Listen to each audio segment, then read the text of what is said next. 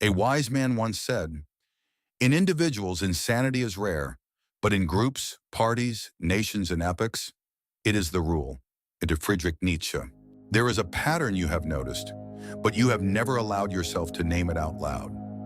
The less someone understands, the more certain they seem. Hold that thought.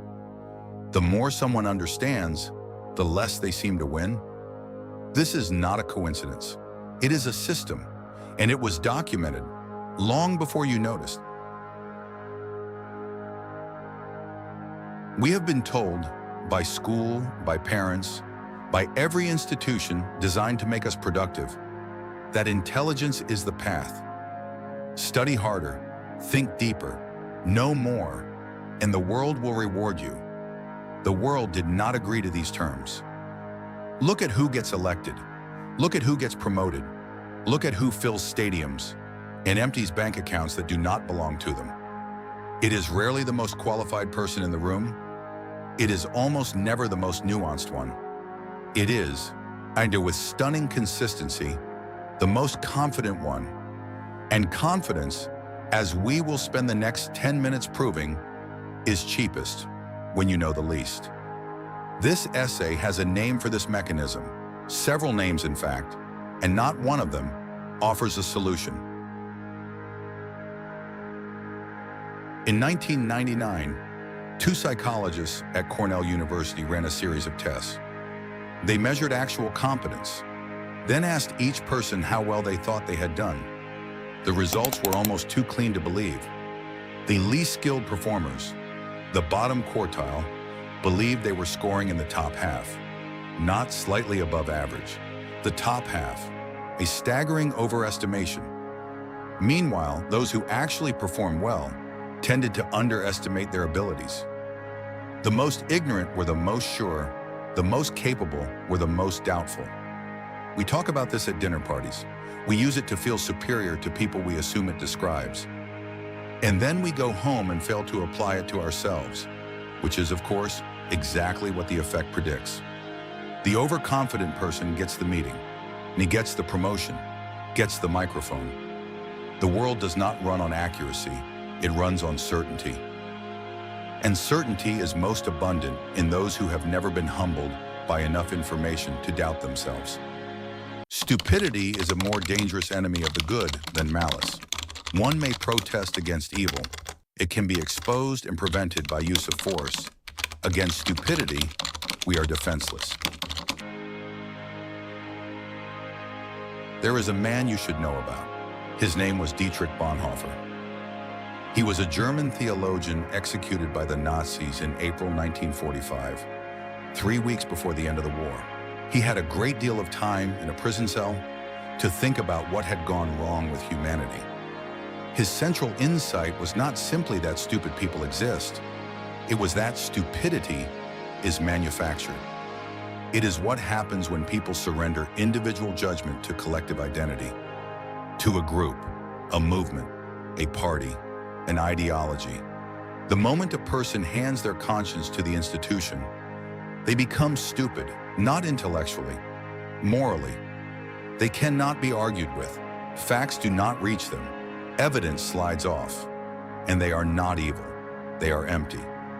They have outsourced their mind to the collective and are now merely its instrument. You have seen this. The person who cannot hear you, not because they lack ears, but because the group has already told them what you are going to say.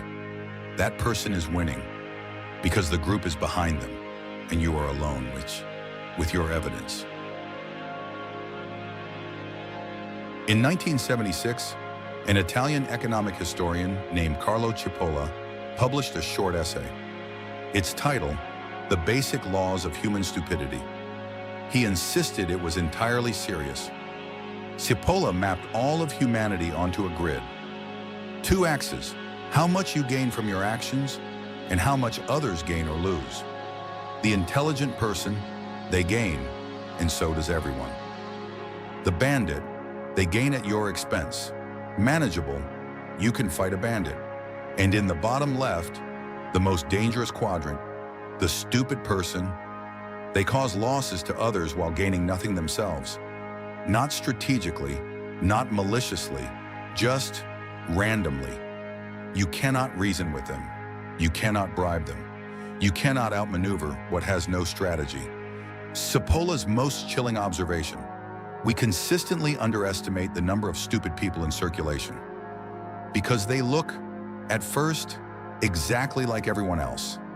This is why they win. Not because they are powerful, but because they are immune to every weapon the intelligent person carries. Machiavelli did not write The Prince as a warning. He wrote it as a manual. His central observation, the one that has unsettled comfortable people for 5 centuries, is this: virtue and effectiveness are not the same thing. Often, they are enemies. The good man hesitates. He sees angles. He empathizes with those he might harm. He revises. The man without these qualities simply moves. He acts. He claims. He takes. And by the time the thoughtful man has finished his analysis, the territory is already gone. Caesar was not the most philosophical man in Rome. He was the most willing to cross the Rubicon. The men who thought carefully about crossing are footnotes. Caesar is a calendar. Napoleon was not the most intelligent general in Europe, but he moved with a certainty so total it collapsed the space between decision and action. History is not written by those who understood what was happening. It is written by those who acted while the intelligent ones were still deciding. Intelligence asks, what could go wrong? Stupidity asks, why would it? And in the moment before the battle, the second question moves faster. And the good man, the nuanced man, is still at his desk, still revising. In individuals, insanity is rare, but in groups, parties, nations, and epochs, it is the rule. Friedrich Nietzsche. Arthur Schopenhauer spent most of his adult life in a Frankfurt apartment, eating alone, walking his poodle, watching the world repeat the same errors with boundless enthusiasm. He observed that the fundamental drive of all living things is will, blind, purposeless, striving, not intelligence, not wisdom, will. And intelligence, in his framing, is almost an affliction. The more clearly you see, the more clearly you see the futility of what you are seeing. The intelligent person perceives the prison. The unintelligent person furnishes their cell and calls it a home. Who is better adapted? The one who is miserable and correct, or the one who is wrong and content? In social settings, an intelligence is not merely neutral. It is an active liability. It demands that you say it depends when others want you to say yes. People do not promote the person who makes them feel examined. They promote the person who makes them feel chosen. And the examined life, it turns out, is exhausting. Here is what makes this irreversible. The less qualified person, having succeeded, receives confirmation of their worldview. Their confidence, already unjustified, is now reinforced by outcomes. They become more certain, more willing to act, more immune to doubt. The intelligent person, having watched the less deserving succeed, often responds by questioning themselves. Perhaps they thought too much. Perhaps they should have just moved. And in this self-questioning, they become less willing to act, not more. The loud person gets the attention. The shallow argument wins the debate because it fits on a banner. The incurious person wins because they say one thing and mean it, while the nuanced one says many things and means all of them, which is exactly as confusing as it sounds. The feedback loops all point the same direction, and the direction is not toward depth. Against stupidity, the gods themselves contend in vain. Friedrich Schiller.